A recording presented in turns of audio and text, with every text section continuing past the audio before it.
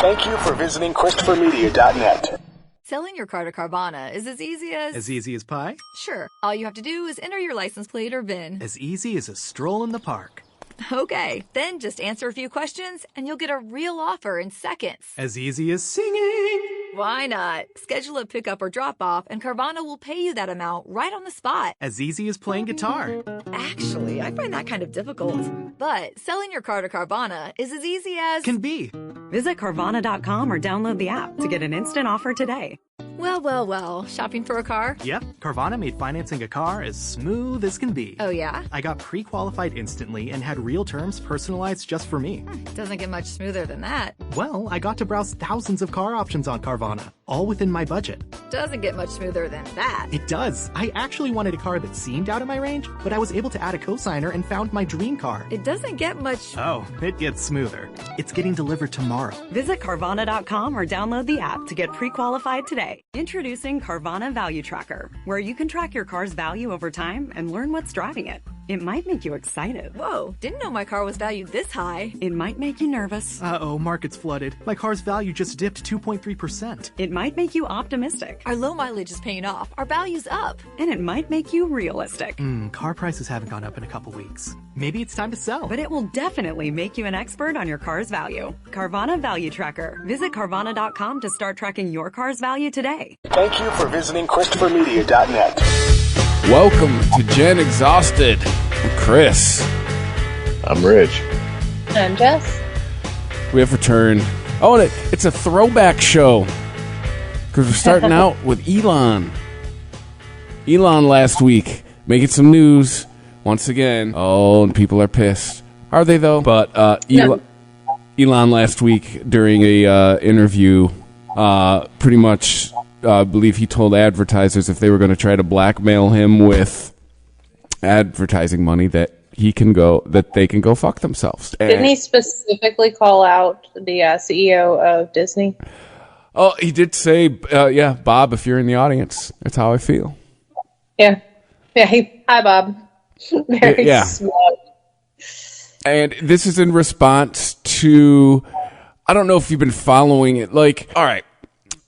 I feel since Kanye and since this whole thing has gone down since October 7th, I feel we're getting a little loose with what we consider anti-Semitism. Am I alone on this? No. Because I feel Elon has been, and if you listen to the show, I am in support of Israel.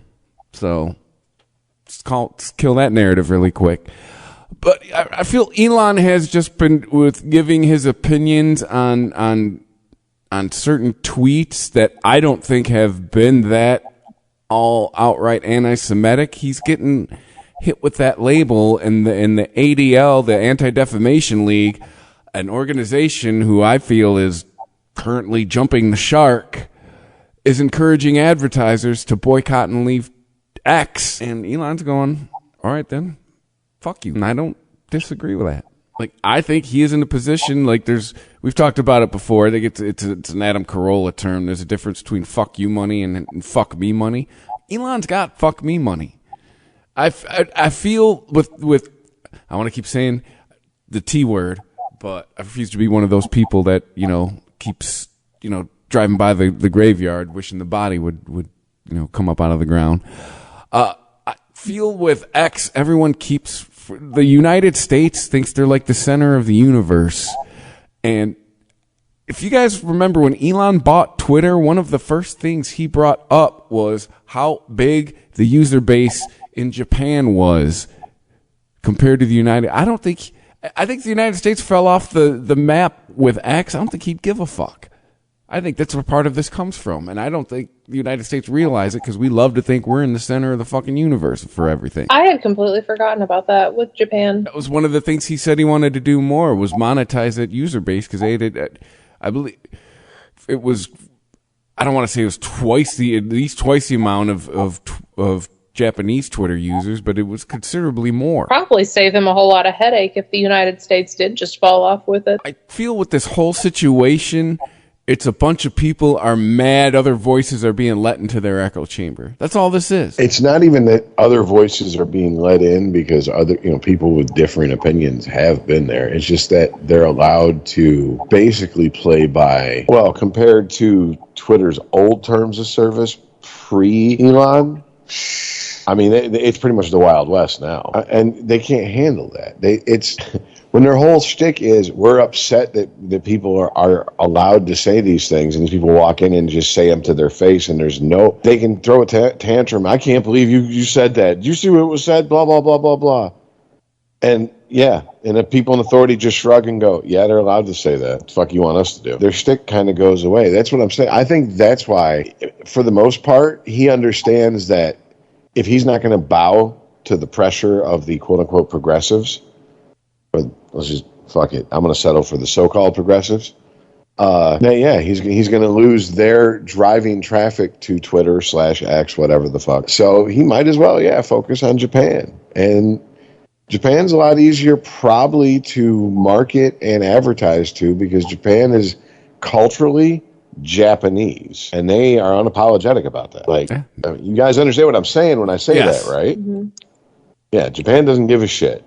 They're Japanese, and they're just like, we're not going to play to the back row. Not happening.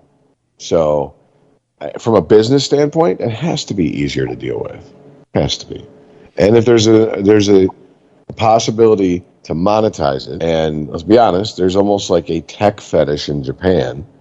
And people seem in Japan because I want to say that the freemium or pay to win model, or the however you want to call it, that is in video games, it's now been here for going on 20 years and it's just here to stay. It started in Japan, so they're already used to slapping down some of their fucking hard-earned yen or whatever the fuck their money is called to use some technology. They're much more. It seems like they're much more comfortable with that.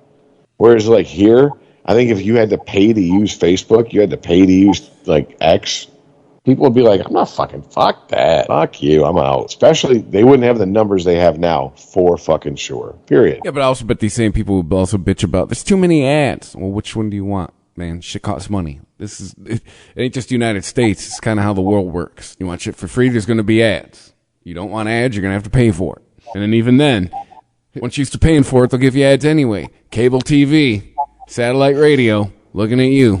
Yep. So, yeah, and I've seen other stories, too, about there's allegedly been other CEOs sending texts and emails to this Linda Yaccarino chick, who's the new person in charge of X, telling her to resign before she embarrasses herself and all that shit. And it's like, what a cult all this shit is. It's really starting to to me, just seem really, really culty. And I'm starting to I had this feeling last week, and maybe I've mentioned it before, that, Rich, you're a Bill Hicks guy. You're familiar with the man's material, right? Remember how we felt about conservatives? How anybody really far to the right is hiding a deep, dark secret? I'm starting to have this kind of feeling about anybody really far to the left. Anybody who's really woke. Like, we're going to dig in your past and find some N-words or some shit, or you were like, or a Klan meeting or some shit. Like, anybody who is, like, too far to the left, I'm starting to wonder about what are you trying to make penance for? It's the same theory as no one's more afraid of being robbed than a thief, or no one's, in Scrubs, in the terms of Scrubs, you have the curse of knowledge. What the pediatrician told Dr. Cox when they brought their child in the first time. So, I can agree with that. Absolutely. Yeah, it is. It's all very apologetic. But it's also, I don't know, I feel like a lot of people on the way far left, it's like a competition to see who can be the most tolerant. Oh, yeah, Aziz Ansari had a whole routine about it. How, like, white people, it's like a game on Instagram, and white people are trying to get woke points. Yes. Yeah, it's, I've seen that on, like, I don't know a lot of people in my personal life who are extremely far left-leaning or right-leaning. Most people I know in real life are very much so, like, I mean, I kind of feel this way, but I understand other people's points of view, Surprise, surprise. Most people are actually reasonable. Well, it's And you know who the reasonable people tend to be? People who aren't screaming in other people's faces what their political beliefs are 24/7. what's the old Chris Rock routine, right? Depends what you ask them about. When it Yeah. comes to murder, I'm conservative. When it comes to prostitution, I'm liberal. Yeah, taxes, I'm conservative. Yeah, drug use, I'm liberal. You know? Hey, if you can cherry pick from the fucking Desert Trilogy for your own version of whatever the fuck religion you're calling it this or denomination of whatever fucking religion that they're calling and they've come up with this week, we can cherry pick from the political spectrum. And that's my point, because who the fuck is all left wing, right wing, anyways? And that's where this purity test shit. Like if you've never heard this term, that's what that term it means. That's what purity test is. Purity tests are not something purity tests are not something you give your enemy. They're not something you hold. Well, I guess you could hold strangers if you don't know their political leaning up to it to kind of get a political compass and find out where their political true north points, I guess. But purity tests are intergroup testing of, are you thinking the right way, brother? If not, we'll correct that for you. That's what purity tests are. And that's basically what we're talking about here. Yeah, if you try to do that with gay people, that's what they call that conversion therapy. Mm-hmm. Which is wild to me that people just assume that, if you're gay, that all gay people must be one certain way. Like, it kills me because I can't believe. I could understand it more so with our generation and definitely our parents' generation and any generation older than our parents' generation, especially any generation older than our parents, to where if they met a non-stereotypically swishy gay man and he was like maybe almost stereotypically masculine, but then like after knowing this just masculine dude for 6-7 months, he's like, yeah, I'm gay. That would blow people's doors off, but it does to this day still. Yeah. It's just very strange because it's like, if you're so enlightened, why does this stuff still matter? Because it becomes, okay, well, you're gay, but you can pass. This is going back to the purity test shit. You know what I'm saying? This is how they test, like, intergroup testing of each other's faith, I guess. Yeah, like if you and I say, like, you're gay, but you're not gay. Gay. Like, that's a problem. Yeah, but that's if a they hate say it, crime. that's fine. Yeah. Yes. They're just speaking their truth. We are istophobic. We are evil and need to be silenced. And you know this one goes down, and we definitely can't say it, but we're not beholden to anyone, so I'm going to say it right now. You know we've witnessed this, and you know this still goes on. You know, you're black, but you're not like black. I've heard more black people say that to black people than that's anybody what I'm else. saying. Black people say that to black people all the time. White people say that. Oh, there's going to be a meeting, and you're definitely losing your job. And hi, some audio of a podcast of you have surfaced here at the office, and we'd like you to come on down to the HR department. Bring everything in your desk with you too. Yeah. Make sure to bring your keys to the executive washroom. No, dude. Yeah, people are people, and that's the other thing is that like all these maniacs that are fucking so far to the left or right or whatever, buried up their own fucking ass with their ideologies. No one's ever pure enough. No one's ever good enough. They're looking. The irony is most of these people are atheist. Would claim to have some sort of, if like almost authoritarian bent. Maybe you would get it in one who's like, I'm a half-assed anarchist. But what they're really looking for is Jesus. They're looking for a perfect Christ-like figure who's never done anything against the progressive agenda. That's what they are constantly looking at. That is what all these purity tests. It's sifting out the people of insufficient faith, I guess, in the progressive ideology. If you're looking for a perfect person, good luck. A perfect candidate does not exist for either party. That's what Okay, I said. but- Go ahead. But like whenever you're talking about things like that, whenever you're talking about looking for the person who has never done anything that they shouldn't do per left ideology, right? Correct. There is a, sorry, I'm trying to like get my thoughts the other. There is a whole, like, at some point, this whole, you have to support everybody. Love is love. Love is love. Support everybody.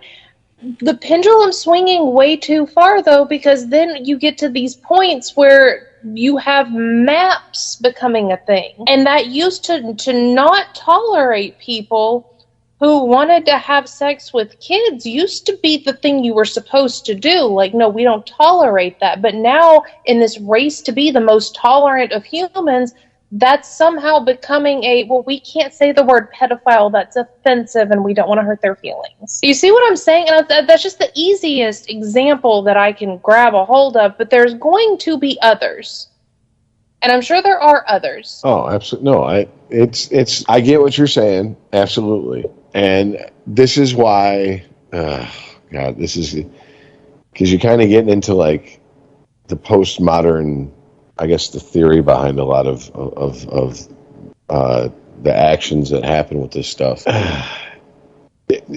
Constantly you putting people through purity tests and having an ever-shifting goalpost, those two things allow you to disregard the past out of hand once you've gotten it. Every bit of use you can from the past.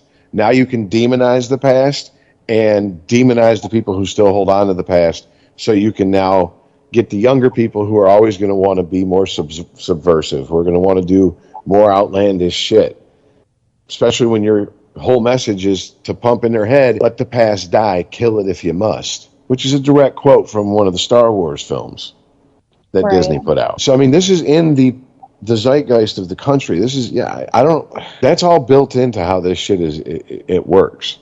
And people can go, no, that's conspiracy theory. Have you ever read up any of these theories? Have you ever looked into how they're applied? You ever looked into the books, the papers, the discussions, the debates that go on about these fucking theories and the application of them in society? And when these tactics have been applied to societies before? No, because it's all out there. So why is that all out there if it's all bullshit? By the way, these are people who are respected, and these are not quacks. But then what happens, once again, goalpost moving along with constantly destroy everything that came before you. Well, anyone who disagrees with you is an istophobe, is a this, is a that. You find whatever the scarlet letter is in the parlance of your fucking times, and you slap it on their fucking head. These are not new plays, they're just dressed up different. Yep. They're running the same old plays out of a new formation. It's a football analogy, if you get it. Not you, Jess. Sorry. I'm like, we're not on the sports podcast anymore. I better chill on the sports analogy. I don't know. We're going to be partial sports podcast here in the next couple weeks as playoffs start happening. I just can't wait to lose in the first round. I can sit back and enjoy playoffs. I look at fantasy football like Patrice O'Neal looks at fucking. I just fuck so I have a good memory to jerk off to later. That's it. Like when I'm getting some head, I'm like, I'll be glad when this is over so I can think about it later and enjoy it. You know what I'm saying? Like I just want to like give me that fucking perfect season, first round exit in the playoffs. There you go. Everyone's gonna remember that from that year. Half the people won't remember who fucking won the goddamn league unless they won or were in a championship game, but they'll remember that I did that. It's about legacy's what you leave behind, baby. That's what's up. I'm coming for both of you. Anyway. That's what I'm saying. I'm going to lose. It's going to be to one of you two assholes in the first round by a lot. I know it's going to happen, so it doesn't matter. I'm fucked. I've built quite the team off waivers. Hey, you got the first round to sit around and do nothing. You get a bye. Okay, when I say first round, it's shorthand for the first round that I play in the playoffs. Gotcha. Is what I mean. My first round of the playoffs as a participant. Anyways, all right. Enough podcasting for 9 people, literally. Right. All right, so where were we? Talking about the most perfect of the left-leaning, and it's the same. It is the same on the right as well. Any extreme sorts of views, it's the same. It's like, how tolerant can I be? And then if you go extreme right, and I know a couple of these people in real life too, it really does seem like, how intolerant can I be without actually saying the words, I am intolerant? You know what I mean? No. because I've known people who just like they don't care. They say the words people's faces. Who are those words? They don't give a fuck. Well, I mean, that might be a generational thing because these were all. I mean, it's been decades since I've seen it like that. But like the skinheads back in the day that I would see when we would play, like when I was in my first shitty punk band. Yeah, the skinheads I saw locally in the early '90s. Yeah, oh yeah, they didn't give a fuck. And that's the closest to me. I was like, wow, that's someone who is absolutely willing to live and die for their ideology, and their ideology is fucking insane. That was my first exposure to that, I guess.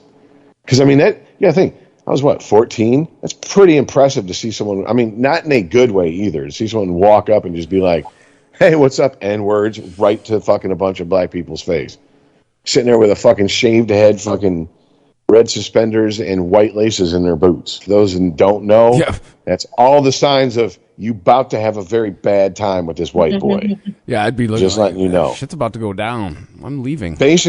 Basically, if you, I don't even think they like Christians at a certain point because they're just fucking. They get into the mixing with the neo-Nazi and the skinhead, and then they have these offshoots. So you don't even know what really kind of crazy ass cracker you're dealing with. It could be one. I mean, pretty much skinheads across the board. If you are visibly not white or you're Jewish, they're not going to be a fan of you. You know what I'm saying? That's pretty fucking safe rule to go by. Everything else, I don't know, but yeah. Because I mean, most of the time, and like most of the intolerance I saw that would almost seem like they wanted it to boil over into violence was about religion.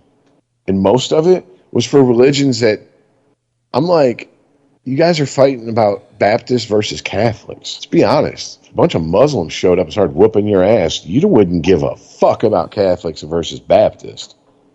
It'd be Christians versus Muslims at that point, would it not? yes.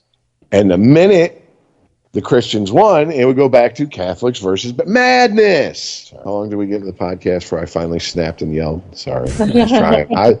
I was really trying, guys. Like, seriously. No, so yeah. So I guess we got there from Elon. Because where do we go next? We would go almost anywhere with the list we had. Well, can I just say real quick that I think it's fucking hilarious that Disney is just...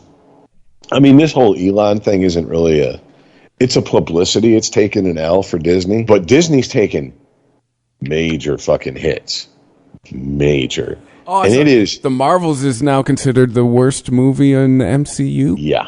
Like, I don't even think that it's going to break $200 million. And its budget was close to $300 million. So there you go. Wish movie, a animated movie that came out Thanksgiving weekend flopped. That's usually a home fucking run. Yes, there are certain release windows during the year that in Hollywood and behind the scenes, or to anyone who, it's not really even behind the scenes anymore. If you follow what goes on in the business side of Hollywood, there's release windows throughout the year that it's like they pretty much only put what they consider a layup or just, a give me in those spots. And this was one of them. So, yeah, I mean, Disney's taking it on the chin. Because then you also have, I know that they tried their best to push the new Indiana Jones movie as close to fucking Christmas as they could before they released it on Disney Plus, but they wanted to get that over the half of December people signing up for Disney Plus, bullshit, and they had to release it. But I mean, that new Indiana Jones movie was this year too. That thing was a huge flop because that was supposed to be not only wrapping up the Indiana Jones that we grew up with, but supposedly setting the table for the passing of the torch or the mantle. None of that happened. And think about how movies are these days. When they make movies, they plan for at least a trilogy, and they start planning and writing and blah blah blah and this and that. It's a lot of money and going down the tubes when the first movie comes out, and it just tanks. So yeah, way to go, Disney. Way to go. I don't pay attention to any of the movies coming out. I just assume all movies coming out right now are something I don't want to see, and until someone tells me otherwise, that's how I live. No, it is kind of... Think the go ahead, I'm sorry. I think the receipts are coming in on, I think the phrase is woke capitalism, and they're not good. Yeah. Well, shocking when you're playing to a group that generally, historically, does not have a bunch of money, that the returns aren't great. imagine. Yeah. Like the advertising demographic, I mean, me and Rich were taught it was 25-54 because that's who has all the money. That hasn't changed. But for some reason, it's now turned to 18-34. Last time I checked, historically, a broke group of people because they're still all finding their footing in life and figuring out their careers and all that shit. Paying back their college, all that crap. Most people I know, myself included, money didn't show up till like the mid-30s. Well, I was going to say, and that 24 to, what was it, 24 to 25 to 54? 25 to 54. That 25 to 30, that was people who either hit a home run coming out of fucking college and just went into a career. Yeah, like and doctors and lawyers and shit. Yeah. Yeah, or people who started working right out of high school, apprenticed through a fucking trade or learned a trade, and now they're pretty much, they've started to hit their earning potential after they've put in what? That could be 5 to 7 years of work to get to that point. Yep. You know what I'm saying? Now it's like 18 to 34. And I'm thinking, what 18-year-olds have that much disposable income to where they're driving the economy? Well, there is a larger portion of them now living at home till almost 34. So there is a little bit of that. It's easy to buy shit when someone else is paying for the roof over your head and all the utilities. This is true. Yeah. Still, it's like, what do you... I'm never going to save up enough money for a down payment. Stop going to Italy every year. Well, I was going to say, like, what are you marketing to them that they have that much... Because I'm thinking about, like, the jobs I had at 18. Even if I wasn't paying bills, it wasn't like I was swimming in cash. Wasn't like, I didn't worry about how I was going to get from point A to point B before my paycheck, the next paycheck. So it just seems very strange that, I mean, yes, there's a market there for that young of people with disposable income, but for them to be considered the prime demographic, that just does not feel right as far as a realistic and logical and long-term fucking outlook. I think it's more maybe...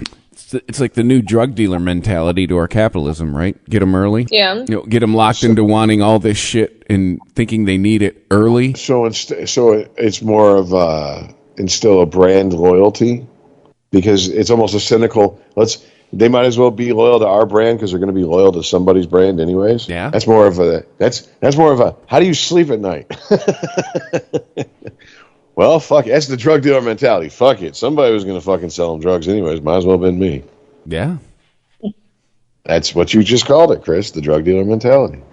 But, yeah. But the receipts are coming back, and it turns out these people's parents, who are actually the ones out there spending the money in the economy, don't want that shit. I mean, if there's any lesson from that in this year, right? It's December, right? Everyone does their year in review. I mean, Anheuser-Busch learned that lesson this year. Yes, they did. Like that, I was thinking about that today, just from a basic, like, I don't know shit about marketing. I know a little bit, but I don't know enough to say I could work in marketing. But you didn't go look at the receipts for who buys your ad campaigns? Oh, look, NASCAR, tons of country music and sports events, tons of rock concerts. Like, really? I think, rock concerts, that's a coin toss. Bud Light was instilled along with pretty much Budweiser at almost every major fucking concert venue that I've ever been to. Ever. And I've been to concert venues all over the country. So, I mean, that's not a moment. It's just, I'm just saying, I've been to McDonald's all over the country.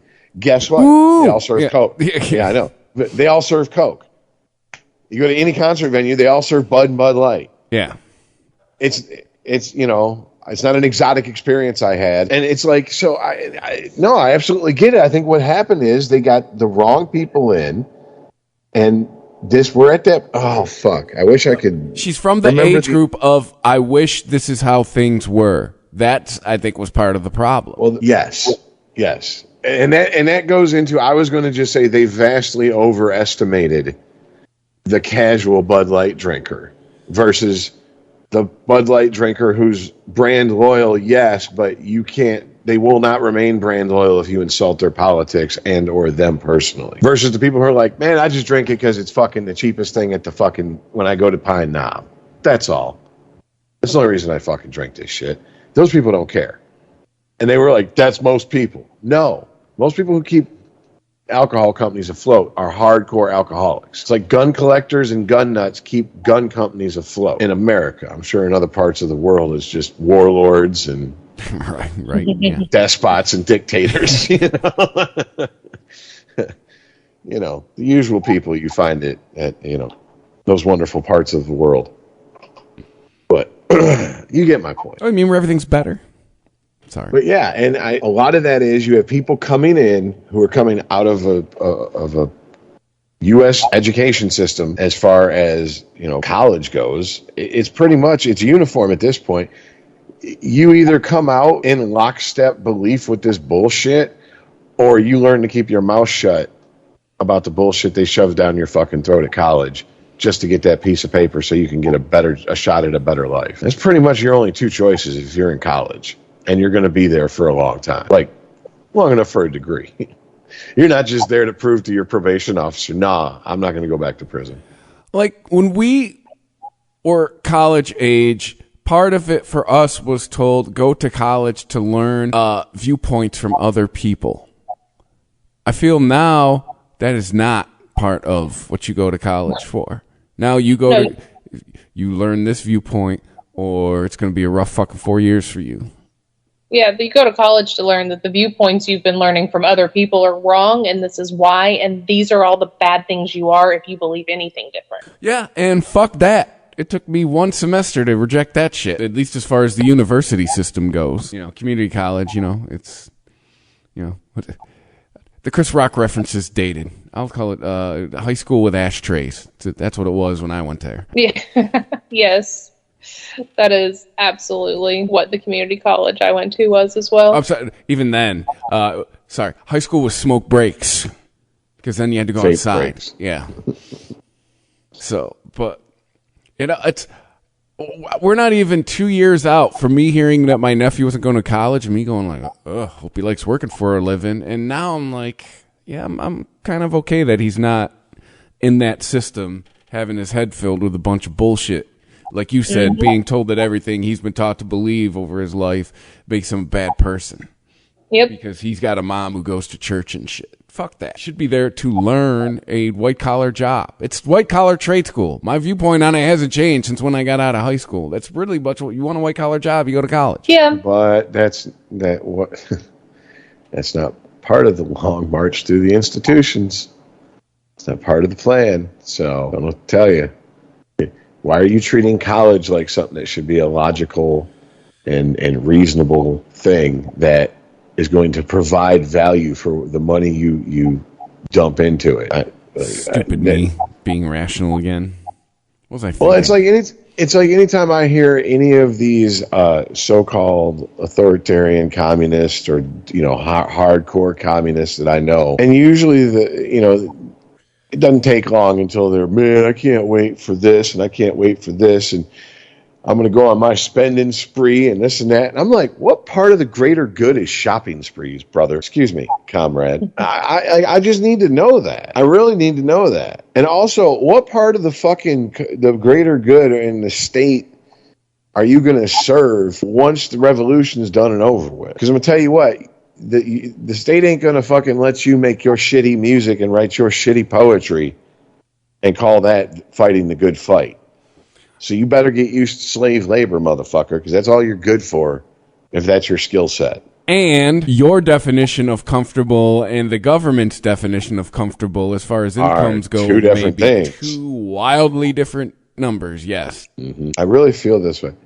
Anyone who thinks the government should be in control of all this shit, go be a guest of the government. And if you want to go be a guest of the government in hard mode, go to prison. Easy mode's joining the Coast Guard. No. Easy mode is politics, kind of. I don't know. Like the entrance barrier to politics. I'm just thinking like the military. Joining the Marines is not the same thing as joining the fucking Coast Guard. Let's be honest, guys. You know what I'm saying? It is Right. what it is. There's a reason that, it's like, oh, the Marines, it's the Department of the Navy. Yes, the men's department. Yes, we get it. There's a reason for that. There's a different set of standards for different branches of the military. All right.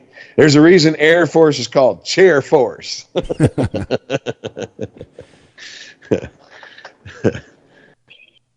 Anyways, sorry. I have not heard that since I used to have recruiters come into the restaurant I used to work at talking about it.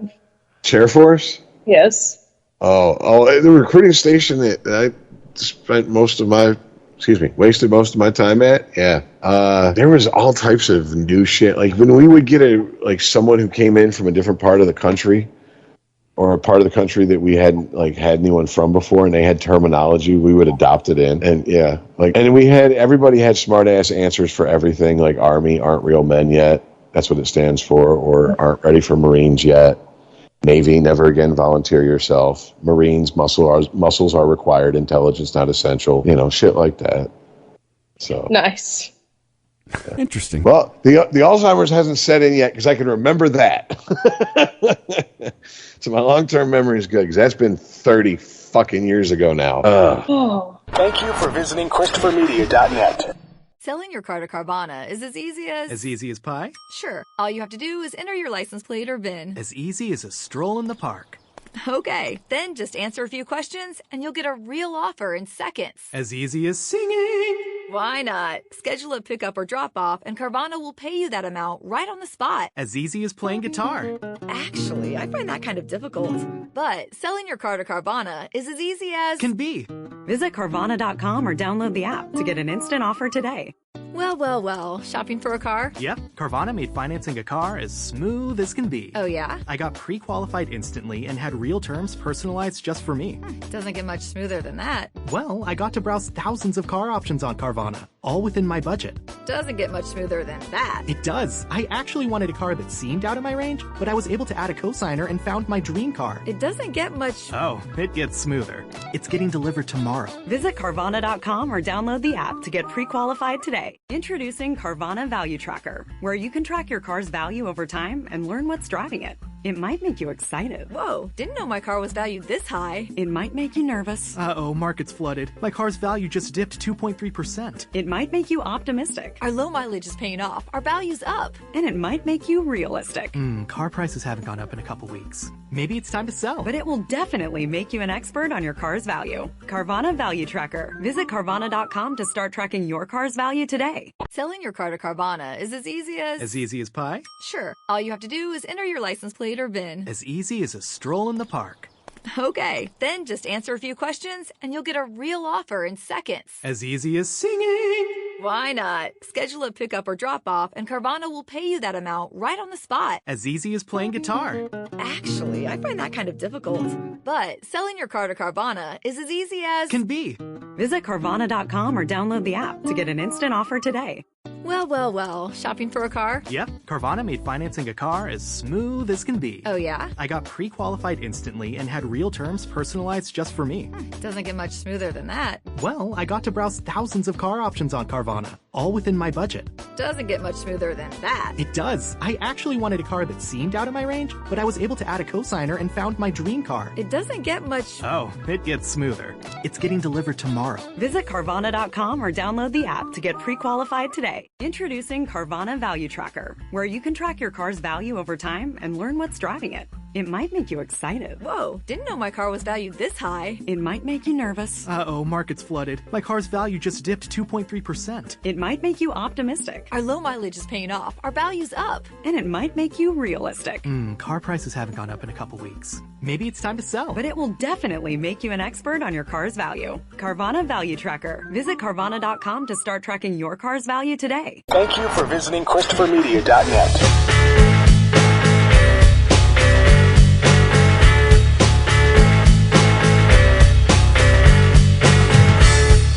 Well, let's see. There's not a good segue from this one. Well, what's the next? Well, I was going to say, why don't we go ahead and talk about no one is trying to get you to eat bugs, except mealworms for meal prep. Yeah. Okay, so one of my favorite things whenever you're dealing with people who are trying to basically piss on your leg and tell you it's raining.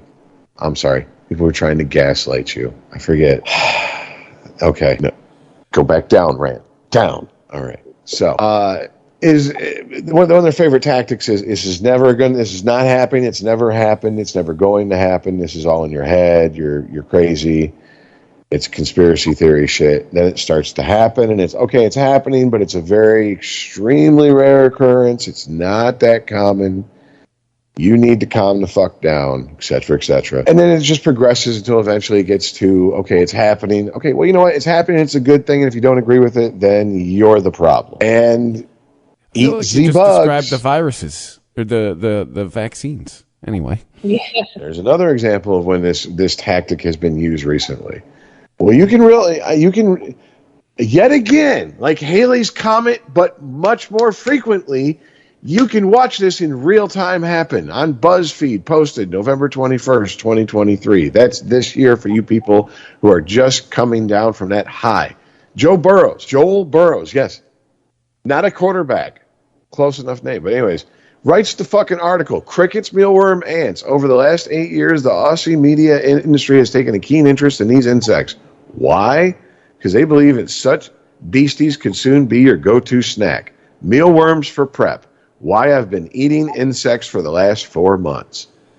And he just goes into a BuzzFeed article, passes for a BuzzFeed article, all the reasons that and methods that he eats these things and blah, blah, blah, blah, blah. And, I mean, do I even need to fucking say it? Do I even need to fucking say it? Let me guess. They're better for you than red meat. Yep. Oh, shocking. He loves his cricket protein cookies to this very day. And most Aussies I've chatted to about this seem to be interested in eating crickets themselves. Yeah, it's just... Do they live in cities or in the outback? They don't have to eat crickets, is what I'm guessing. You know, this is. I don't know what passes for an Aussie hipster, but whatever.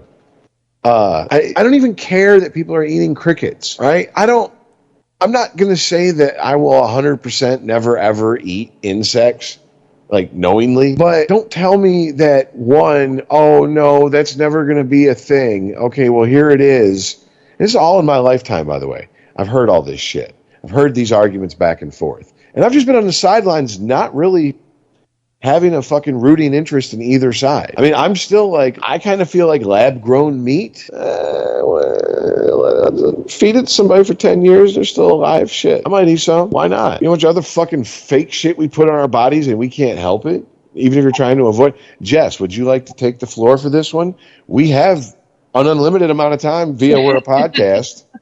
I know that you could get so up your own ass that you would come out your own mouth and then crawl up our own asses and we'd come out our own mouths and then we'd just become an Ouroboros of ass to mouth here. I know we would.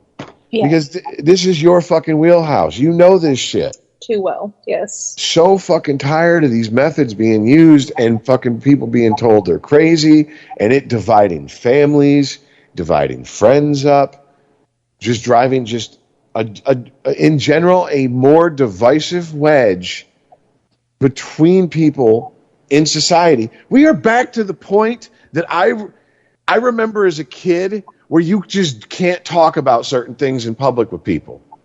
Whereas, like, in my teenage to 20s and like, at least the beginning of my 30s, you could still have discussions with people you didn't know as long as you had them respectfully. Now there's no respectful. Now the minute you get to we disagree, it's fucking nuke it from orbit. There's no other fucking way to be sure. 4,000% yes. Yeah. Ironically, from people who say they want to start a dialogue. No, you want to start your dialogue. And if we're not having your dialogue, then you fucking shut it down. Yep. And like I said, we're right back to where I was when I was a kid now, but it was coming from the right. The social pressure to not talk about these things came from the other political wing. Now it's the left going, well, you know, there's no reason to debate this. This is settled science, settled whatever the fuck. Really? Because that's changed 4 times in the X amount of fucking time.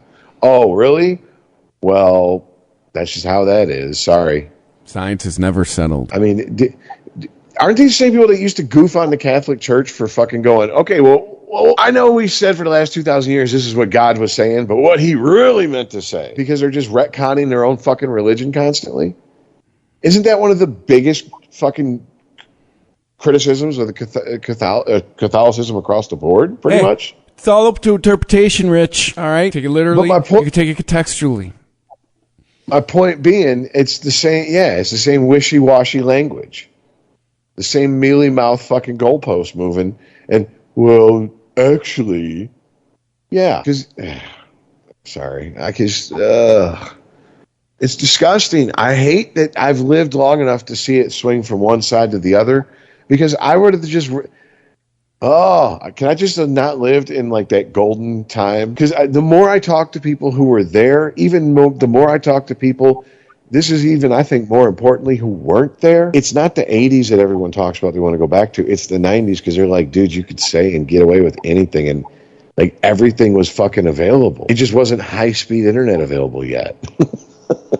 And I'm like, oh, so you're starting to see that the trade-off for freedom over convenience is sometimes really okay. But this tactic. Watch it be used on this subject, because this, you will eat the bugs and be happy, is attached to so many other fucking things that get labeled as conspiracy theories that are also, by the way, just flat out, no, they're not. A lot of times they're misrepresented. They're represented without context or with missing context. Yes, I will absolutely admit that. There are a lot of people out there who look to somehow make a buck off of getting people riled up about bullshit that's not true. What doesn't make sense to me is there's enough shit to get people riled up about that's actually true, that's provable. Why are we making it up? Thank you for coming to my TED Talk. And so is this whole bug thing, is this part of getting rid of greenhouse gases? Is this what they're tying it into? It's the whole World Economic Forum, how to be sustainable, how to, keep being the best you can be, keep on, non-offensive. I believe in minimizing the damage while we're here, but the planet is going to planet. When it's done with us, it's going to be done with us. We had 3.5, almost 4 years ago, a reminder that nature is always in charge. And we're still, I think the hubris on this climate change stuff is just as, like it's talked about last week. Nature's wrong. We're right. This is the call we're making. Dude, when the planet's done with humans, the planet's going to be done with humans. We could say all the pretty talk we want and all the initiatives we want. But when the planet's done with us, it's going to be fucking done with us. Ask a dinosaur. Oh, wait, you can't. Well, that's just the proof of one former species that was dominant on this planet that we can prove. Who knows how many fucking cycles this planet has gone through that's purged itself of all proof of any living species and then restarted again. How many billions of years old is the planet, and what are humans? 200,000 years old? What is, I think this, I can't remember exactly where this, I think it's like Museum of Natural History thing, but if all of history traced back to the formation of the planet was represented by the height of the Empire State Building in New York City, the time humans have been on this planet would be the size of a postage stamp next to the Empire State Building. So there you go. We know that much. And most of that is our best guess. Educated guesses, but still a best guess. I'll use a hippie term here. Mother Gaia is always in charge. There ain't shit. Like I said, I'm a proponent of lessening the damage while we're here. However, to think that we can stop what's going to happen inevitably, I think is hubristic and dumb. Well, that's one of the reasons I've never understood the fucking sniggering and laughing at the fact that we need to, if we want to survive as a species, we have to get off this fucking planet. That's just a fact. There is a finite amount of time for an available window for us to be able to survive on this planet, regardless of what we do or don't do to the planet. We may speed or impede or retard that process by artificial means that we come up with. But like you said, Chris, in the end, Mother Nature's going to have its way. That's all there is to it. So I've never understood, Why is that so fucking far-fetched? When the reality is, if we stay here, no matter how comfortable we make it, how wonderful we make it, we're not going to stop the planet from doing what it's done God knows how many times over. Yeah, and we're going to use all the resources. If we're here long enough, we're going to use all the resources. That is a fact. We are a parasite.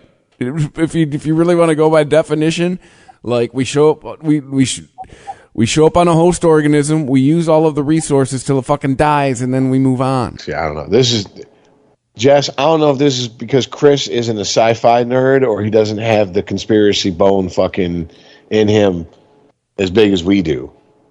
But I just keep thinking, why is the goal never to get us humans off of this planet onto other fucking bodies in space? And I'm like, maybe it's because we actually can't can't travel in space, and they don't want to tell us that shit, that we're kind of stuck here. Or it seems to be for the rich people. But hell, I think no, dude, half of Elon's company is fucking. No, go ahead. I'm not talking about send shit up into orbit. I'm talking travel through fucking space, land on Mars, put people on Mars. MARS. Bitches. Mars, bitches. Red rocks. Yay, yay. Yes, that's exactly what I'm talking about. I feel like you're perfectly in the middle, Rich, because I'm over here saying, like, yeah, or even land on the moon. So. Oh, forgot about that. Yeah. That won't be a hard sell for her, Rich. No. But my point remains, it's like, why is this never talked about? And anytime you bring it up, people who are like, we need to look at every possible solution. So let's all stop eating meat. Let's basically make cows almost go extinct because their farts are what are causing most of the problems. And we'll all eat bugs, except for the rich people, because they'll be able to keep cows and they'll be able to eat steak. But everybody else has to eat bugs. And that'll save humanity and buy us another 6 to 12 months tops. That's it. That's the only response. That's how we're going to save ourselves as a species. That's not ridiculous. That's not worthy to be laughed at. That's not worthy to fucking be ridiculed. But asking, can we fucking possibly, I don't know, send humans to another planet or fucking heavenly body in space and try to colonize that? Ha ha ha. What are you, an idiot? Hey, don't forget, Rich, we're getting rid of fossil fuels. We're going to do that, too. Allegedly. By digging into the ground and causing more fucking pollution for digging for these fucking... Yeah, I know. Whatever. I know. I'm on your side on that one. I'm sorry, Jess. What were you going to say? I don't remember. Because raping the earth is better than fucking up the atmosphere. Just destroy the thing that gives us all life. But hey, less greenhouse gases. Well, man, this is one of those times it's like... without a planet, there is no atmosphere. This is one of those times I'm like, hey, I spent quite a few years being fat as a motherfucker. So maybe if I check out a little bit early, I'm not really missing all that much because I don't have to eat the bugs and be happy with owning nothing. But because, we just had another victim of the healthy at any size movement. I don't know who this chick was. I don't either. Brandy Mallory, cause of death revealed. Obesity complications. Apparently she was on a show called Extreme Weight Loss. This is according to the official autopsy. She died from complications due to obesity. She had an enlarged heart, elevated blood indicators suggestive of prediabetes as factors in her overall health. How old was she? 40? 40. Yeah, she was 40. Here's how they put it in the autopsy. In my opinion, that Brandy Mallory died of complications of obesity, was considered a significant condition contributing to the death. It also lists her death as natural when it comes to the manner. TMZ broke the story. Mallory was found dead in an Atlanta strip mall parking lot after being seen entering her car the night before. A concerned bystander called 911 and said that he suspected there was a body in the car as he noticed it hadn't moved for a long time. She competed on season 4 of the ABC's Biggest Loser in 2014, and last time she had anything to do with him was in 2018. So, yeah. Healthy at any size. I mean, here's the deal. 40. Like, I get no fucking pleasure out of like tap dancing on this fucking chick's grave. But I mean, this is what I try to tell people. I'm like, look, you have to know what the fuck you're rolling the dice on before you agree to roll the dice, and understand that there's no fucking, hey, give me the dice back, let me do that over. That's not how this works. And I mean, it sucks because some people can't make it past 40. Some people can't make it past 45. Some people can't make it past 50. Some people live to be fucking 85 years old and they're 400 pounds. And you're like, how the fuck did that happen? But it's happened. I mean, that's that one. Now that one is like betting for the Lions to go to the Super Bowl earlier this year. And you know what I'm saying? Like, you're going to make money on that. So, yeah. Well, maybe betting for the Lions to go to the Super Bowl within 2 years at the beginning of last season. Yeah. Maybe that would be the bet you would cash in on. Yeah, because door's closing on this year. Yeah, I know. 5 defensive starters on IR. Anyway. Yeah. This ain't that podcast. We don't do that podcast anymore. But yeah, it sucks, man. It sucks because here's the deal. I'm gonna give it to you fucking rough, rugged, and raw, baby. You gotta sign this fucking waiver. I'm gonna need that fucking witnessed and notarized for the fucking lawyers. But that's how rough, rugged, and raw it's gonna be. I'm gonna give to you. Yeah, if you don't die, it's going to fuck with your body in other ways. End the fucking story. And the bigger you are, and the less naturally athletic, graceful, are able to just get back into the groove of moving after being on your ass and living that type of lifestyle, the worse it's going to be for you. I mean, I was an active kid. I was active as a teenager. I was active in my early 20s and into my 20s. And then marriage, I got comfortable and I put on weight like a lot of people fucking do. And in my 30s happened and I stopped giving a fuck. And I mean, like, I got every fucking reason in the world, but I can tell you, I'm only in as good of a shape as I'm in now because I think I was that type of person when I was younger. So it was like, oh, once it doesn't hurt to do this as much as it used to, I don't mind doing this anymore. But yeah. I hate to say this. I know a lot of people who've been obese all their life, they don't have that in them. So they have to either develop it or they have to push through it. And that's fucking hard. And if this chick was far back as almost a decade ago on a show trying to lose weight, she knew there was a problem. And I mean, of course, yes, there was the fucking attraction of you're going to do it in front of a bunch of fucking people. But still, I mean, it's like, it sucks. Because this, even if it doesn't kill you, it could take your fucking knees away, it could take your fucking sight away, it could take there's dozens upon dozens of different ways that all this shit catches up with you. And no one's talking about that as much as they're talking about, honey, you're beautiful no matter what. Okay, but you're not healthy no matter what. That's the dangerous message. I got no problem with fat people. I come from fat people. Used to be fat. I got fat friends, you know. But I know. I got a fat friend. Yeah, but I dated a fat chick once. Damn, bro, we're talking about fat people or black chicks, right? Yeah. I might like curvier women, but I don't like the message of, like I said, the health. I don't like that phrase, healthy at any size. That is false. What's the one that's wrong on purpose? Mis or disinformation? Isn't it disinformation? I believe yes. You are not healthy when you are big. You are not. You are not. I don't care what. Self-esteem and medical health are two different fucking things. And in the last decade plus, we've tied them in together to the point where there are some. I've been to the doctor a few times in the last few years. Some doctors don't weigh you; they just ask you. And true, we did the story about now how there's a card that you can give your doctor that says, please don't weigh me unless it's medically necessary. Oh, why? Because you don't want your fucking feelings hurt because you knew you fucking ate too many fucking desserts and you might have a physical manifestation in front of you going, damn, I need to cool it on the fucking desserts.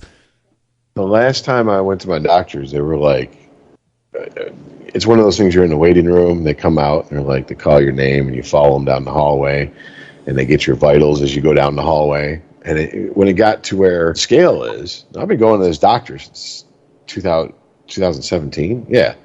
So it's been a hot minute. You know, I've been there quite a bit. I stop at the scale and they're like, oh, may we weigh you? And I'm looking at this nurse, and I'm like, may we weigh you? And I'm looking at her, and I'm like, okay, I don't know you by name, because I don't know any of these nurses by name, but I've seen this nurse before, so that means I've seen her at least twice a year for a couple of years.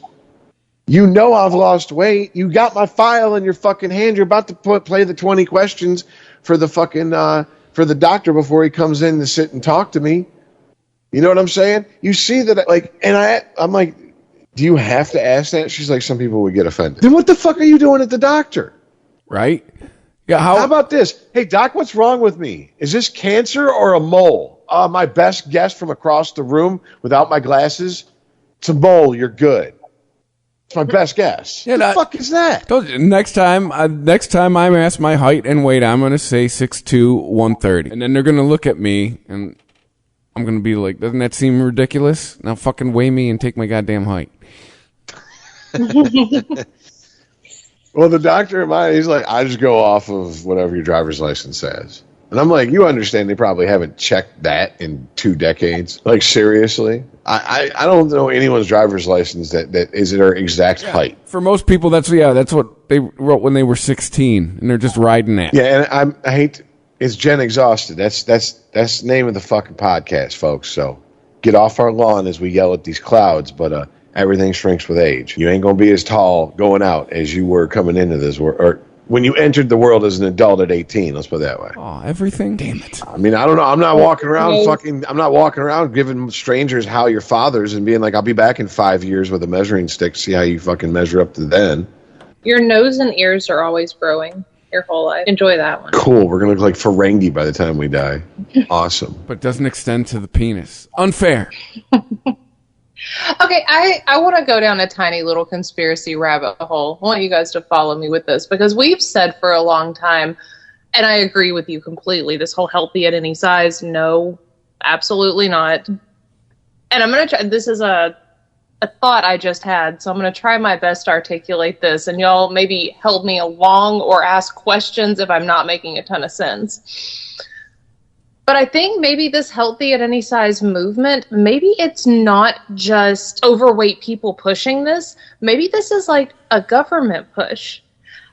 And maybe the reason this is a government push is because the food that they subsidize to put in our food is shit that's making us fat and sick. The soybean oils and the sugars and everything, and the high fructose corn syrup, and just the chemicals that are inflaming all of us, and people can still lose weight, but it's so much harder than just put down the extra dessert, don't eat the cookie at dinner. There are people who truly struggle and who don't understand, that what they're eating is inflaming them, or that they're eating something that's causing them to stay more hungry.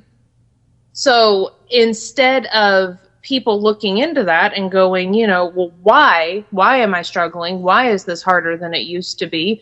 It's just easier. Healthy at any size, beautiful at any size. Don't fat shame me. I don't even want to know what I weigh. I don't wear jeans anymore. I just wear leggings and sweatpants. That's acceptable now. It's hard to say that's coming from the government, because one of the good things Obama did is everything you eat, you now have to know what's in it. Like at this, you have to know the calories in it, not the ingredients. Oh no, the ingredients got to be on it too. Well, not on like fast food menus. Yeah, they do. It's got to, what is in it has to be, like, if it's not in the title, it's got to be listed under it what is in it.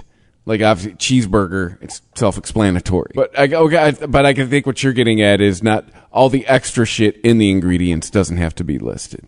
Yes. Now, the workaround on that is additives and preservatives. Yeah, the workaround for that is it's on our website. Yes. Which, by the way, I tested that with one place I used to work with our lunch meat, and it was the most generous fucking. It's deli meat. It's full of fucking sodium. It's full of fucking preservatives and all that other shit. And they were like, it was the most liberal, like, not liberal as in politically, liberal as in like very generous. The most generous way of being like, this is the healthiest fucking deli meat that we could possibly serve. And it's like, no, the fuck it's not. not. So, I mean, that's all bullshit right there. They're just telling you whatever the fuck they think you want to hear as a consumer. Well, yeah, and this whole advertising of things that are heart healthy. Like, and then they give examples like soybean oil. The fuck? Soybean oil is not a heart healthy oil. Absolutely not. Fortified grains. Like, y'all may not be on that same train with me, and that's okay. I don't think that we should be eating a bunch of fortified bleach shit all the time. No. I don't think that's how we were made to be, you know? It's come out that the food pyramid that we've all been taught is a bunch of bullshit.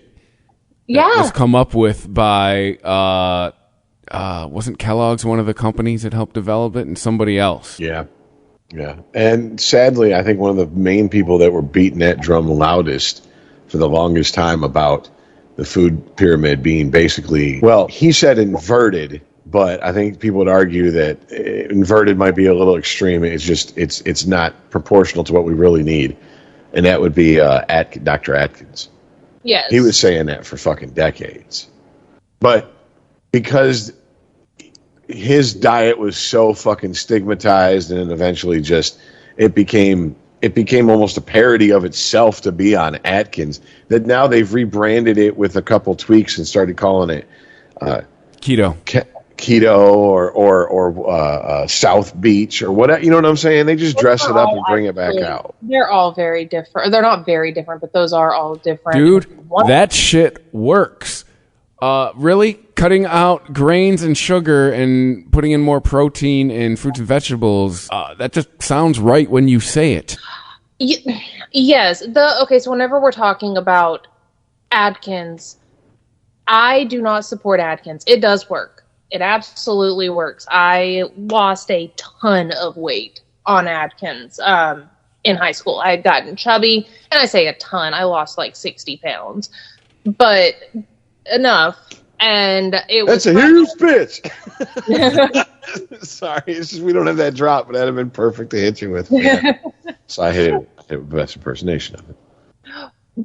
But it works, and it works by putting your body in ketosis, and you're running off of the stores of fat instead of running off of glucose and carbs and all of that. I don't know if glucose was the right word, but you're not fueling your body with carbs, and your body's not getting energy from carbs, so it's breaking down fat into ketones, and that's what's running your body. I don't think that's good for you overall. I think that we do need all of the macronutrients in a balance. I really do. I stand very firm. I don't think we should be doing no fat. I don't think we should be doing no carb. Obviously, no one's tried to come out with a no protein diet yet. Give them a minute. But yes, it works, but it's not, I don't think that, I think that's another pendulum swing where we've gone too far. And I don't think that it's really hard to keep weight off after that. It really messes with your metabolism. Your brain really does need carbs. Your muscles need carbs. Like, you need all of the things. And I was a 2000s fad dieter. Like, I've done all of them. I've done keto. And you lose weight. And you feel good for a little while. You really do. Once you get over that whole, like, your body going into shock from not having any sugar at all, you feel good for a minute. But then you stop feeling as good because you're not getting the micronutrients that you need, and you've cut out an entire macronutrient from your diet that your body can adapt to, but you need it. That's my soapbox. Right on. Okay, here's the deal. I don't know what the fuck. I eat a lot of chicken. I eat a lot of rice. And it's usually wrapped up in that, Syrian bread, is that what you called it? Or I'm eating like the non-breaded. The Chinese place I go to, I'm pretty sure they use fresh veggies because I now know the difference between veggies that come in a bag and veggies that are fresh, and because so many places use fucking bagged veggies. But yeah, I mean I don't know, I don't know what the fuck you call that. I don't eat a lot of bread. I don't eat fries. I used to eat that shit all the time. I used to drink beer all the time. I mean, I drink pop, but I don't drink as much pop as I used to. And I mean, I still drink a lot compared to like someone like Chris or you. But yeah, I mean, believe me, I go to work and I'm like, oh, okay. I don't feel all that bad now. Like a 20 ounce to a fucking 10-hour day. I don't think that's bad. I mean, it's all relative. It ain't good. It's like, you Right. know. It's your thing, and that's fine. I don't know. I mean, listen, it probably has about the same amount of sugar in it as Starbucks does, and no one's over here chewing anyone out for drinking a Starbucks. Well, that's the other thing. Like, I don't drink any of that other shit. It's water, like the whatever the hydration powder shit in water or pop. That's what I drink. Milk. If I'm eating something and I'm like, boy, milk would go good with this. Or if I got really bad heartburn, I'm like, fuck it. Yeah. It's better than fucking chewing on that chalk that we call Tums. Fuck that nastiness. No, I mean, what you described just to me, protein, you have your chicken, that's what you said, some rice. I'm eating once a day, but I'm eating until I'm full, and I might like snack and peck through the day. So I don't know. Is that called a girl dinner now? Am I having girl dinner? Only if you have it for dinner. Well, I don't know. I have it whenever I feel like fucking eating. It's very rare. Very rare do I wake up hungry, eat, and then eat later in the day. Usually I wake up, I'm not hungry, and then halfway through the day I get hungry, I eat, and then I just pick at whatever I have, or a handful of this, a handful of that, and I'm done. I don't know. It works for me. I've lost a lot of weight doing that, and I've went from, I swear to God, a year and a half ago, I couldn't bend over and touch the floor, let alone do anything, pick up 50 pounds and walk it across the room and do anything with it. Now I can do that. Right. So there you go. I don't give a fuck about the labor. Is the baby pretty? That's what the fuck I give a fuck about the results. You know what I'm saying? What you eat sounds very well rounded to me. Rich can look down now and be like, "Hey, buddy, how you been?" No, that motherfucker. You can go back to you gotta know, because trouble has always came with him.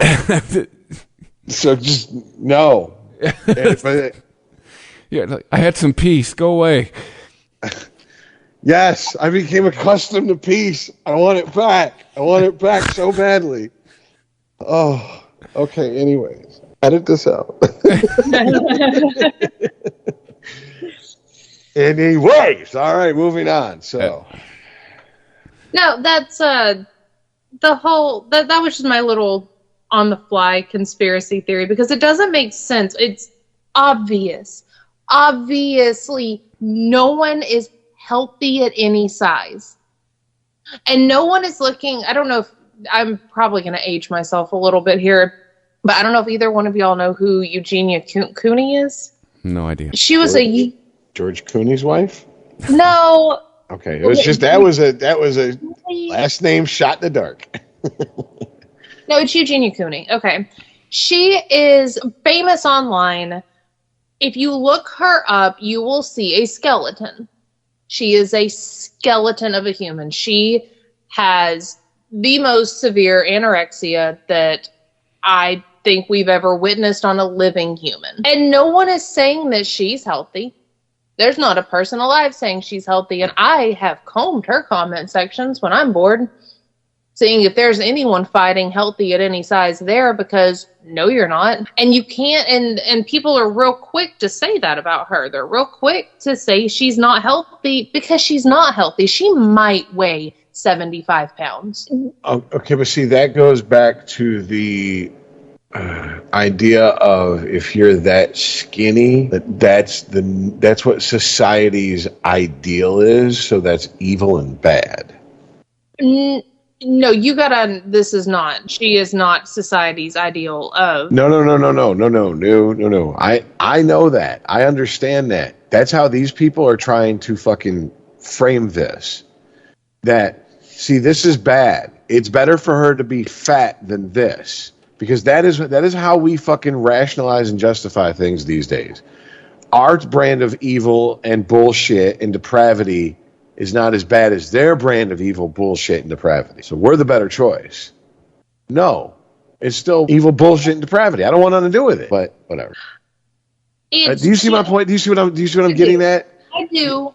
Yes. That's what I meant. And that's how the people who are like healthy at any size, that's how they're going to attack that person. Now, here's the deal. Any rational person will see someone in the extreme fucking grips of anorexia and go, oh, that's not healthy. So they're by default, it's like Antifa. We're anti-fascist. If you don't like us, you're pro-fascist. No, anti-fascist is the default. Right. Remember how we're told we can't walk around being proud to be straight because being straight is the default? Being anti-fascist is the default. It's so the default that we won a war killing fascists in the middle of the fucking 20th century. There you go. We are world fucking fascist killing champions. It's kind of what we do. Right. Sorry, I went off on a diatribe. Go ahead. My bad. I also I'm sending pictures of her just because it blows my mind. So no. Haha. Because I do know because I've seen them. There are corners of the internet that will fucking praise the people that have extreme anorexia. Yeah. There's nothing healthy about this person. No. Yeah. I've seen her before. I didn't know who she was, but I'm pretty sure that was her I've seen. That chick can die from malnutrition. Yes, absolutely. Yes. But to say healthy at any size is to say she could be healthy despite her size. And it goes the opposite way. You can't say someone who is severely overweight can be healthy because they can't be. They can get healthy again, maybe, hopefully, probably. But that doesn't mean that they are healthy in their current state. And I'm just... to say that and for this idea to keep being pushed and now for there to be doctors who back this and support this and ask questions like, can we weigh you? And weighing is becoming taboo in a freaking doctor's office. There has to be something else behind it. And that is what I think my new developing theory is on what is behind it, is just that our food in the United States is shit. And if you want to eat better, if you, not even good, but just if you want to eat better, it costs 3 times as much. None of the stuff is, it's out of reach for a lot of people. It becomes a game of you better be willing to try a lot of different places and be disappointed a lot until you find places that you feel that, okay, I can trust them and I'm getting quality ingredients and a quality product for the price I'm paying. Yes. I feel that I'm kind of lucky that like in the area we're at, we're really densely populated. So there's a lot of places around here. There's a lot of places around here that have been here for a while. A while meaning I would say like 20 years or more.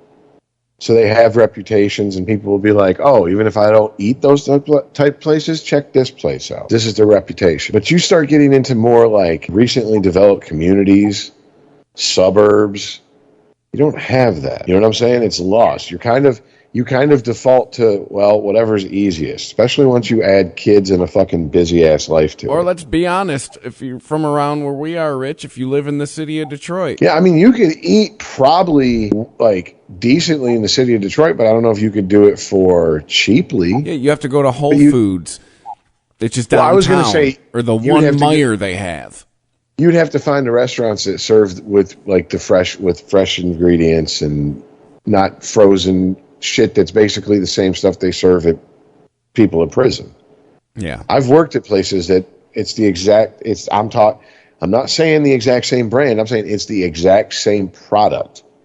The box next to the one we received and sold to you for what we sold it to you for could have went to a prison, was served to a prisoner. You're eating what we're serving prisoners, and prisoners eat notoriously bad food. You're paying for the privilege, just to let you know. Mm-hmm. Hey, this is one place I worked at. Not naming it because we don't need the fucking hassle. No, it's Yeah, but just the other part of it is this is 2-part. Yes, there's a lot of junk made widely available to us, but it's on us. Look at what you're eating. Turn it over. That's what I said. It becomes a game of you have to fucking police yourself. And here's the deal. This is, I think, where you, Chris, get pissed and be like, well, then I didn't know, or no one told me. That pisses you off. Here's the deal. You're not even seeing it how these people are seeing it. They've been told the government's going to fucking take care of everything, and now they're finding out the government doesn't take care of shit. So it doesn't even occur to them to look up and fucking form the. Excuse me, I know this is a horrible thing to say in today's climate, but do their own research, because it's never. Why? We've been told the government has laid it all out. We have our daily recommended allowance from the FDA, who's been approved by the Better Business Bureau, Okay. who's backed by blah blah blah blah blah. So, Chris, would you say canola oil is healthy or unhealthy? It is wildly unhealthy for you. But if you Google that, the first thing that comes up is canola oil is rich in good fats and can help reduce the risk of heart disease when used instead of saturated fat. All over, everywhere. Canola oil is healthy. So you have to figure, like, doing your own research now is so difficult, and educating yourself is so difficult, because I know that canola oil is awful for you. I know it inflames your body, but I'm not going to find that by a Google search, and how much, or not a singular Google search, and how much deep diving can you do for all 78 ingredients on the back of your food? Here's my thing. We need to start teaching people the reality of the world that we exist in, not the one that they wish we exist in, which is how people are just seeing the world. Well, yeah, and it's really dangerous, because the reality is, why would you ever expect to go to Google, who takes advertising money from companies who produce these things, and expect that Google's going to go, thank you for your advertising dollars. Now we're going to fucking announce that basically this is poison. So thank you for advertising. Oh, Jess, I understand all your points, and I'm with you on most of them, but at the same time, like, the feeling I keep coming to in this conversation is I feel like we're a bunch of horses standing at a watering hole dying of thirst going, no one told us to drink. Yes. Because we've been fucking... When we say we, I don't know. I don't feel our generation, Gen X, was fucking completely lied to. Maybe the tail end. Maybe the shit got really bad after I graduated. I don't fucking know. But I don't feel like it was like what it is for millennials and Zoomers. Oh my God. When I talk to Zoomers and it's just like, and they have no hope, I'm because, well, wait a minute, haven't you been told the government's going to help you? And they're like, that's why I'm like, okay, they're more like us Gen Xers than they are millennials. Because that was our response when they're like, the government will help you. That's funny. Yeah. So, I mean, that's the reality of the situation. You get pissed off because it fucking offends your fucking core values or something. And it's like, I get that too, but we need to teach people the reality of the situation. Stop expecting corporations and governments to have your best interest at heart. A government's only interest is of the interest of the people that are behind the scenes pulling the fucking strings. And the people behind the scenes pulling the strings' only interest is money and power. And you don't factor into any of those things. But again, where do you find your information then? I don't know. Dig deeper. Go past page 1. Go past page 1. Okay, but I can find conflicting information on everything. And just because I find something that says, no, it's bad for you. Aha, why would I believe that source? See, what I'm hearing is that, Chris, you should research shit till you get the answer you want. You call it good. How Catholic upbringing of you. And Jess, what I'm hearing is you're fucking keeping going, no, I don't trust anything that tells me what I want to hear. I want to hear what the other side's saying. I just don't trust anything. I do know, and I've read studies, and I deep dive. I don't like sleeping, apparently, and I'm like, I wonder what canola oil is doing to my body. And there I go for the night. And I've read studies about what it does in inflammation and all of that. And I look around and I see it. There is a direct correlation between how much seed oil you eat and how much you sunburn. And it's not even a joke. I have tested this. I have tested this theory. It's wild, but people aren't going to research and deep dive the 12th ingredient on their packet of fucking frozen veggies in a light sauce. People aren't looking at that. Who on earth has the time for that? And I will tell you, I have time. I'm busy, but I am busy in a way that I have a lot of time of being able to just kind of sit around and look at my What point is it on you of knowing what you put in your body? So with me myself personally, I don't know that I would be comfortable until I could source and grow all of my own food, quite frankly, because I don't trust anything at this point.